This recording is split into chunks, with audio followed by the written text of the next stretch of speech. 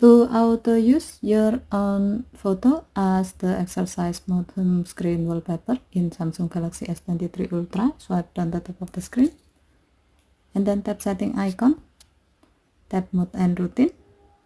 While you are in the mode screen, tap exercise, scroll down the screen. Under wallpaper section, tap home screen thumbnail, tap gallery, and then select the desired photo you like to use.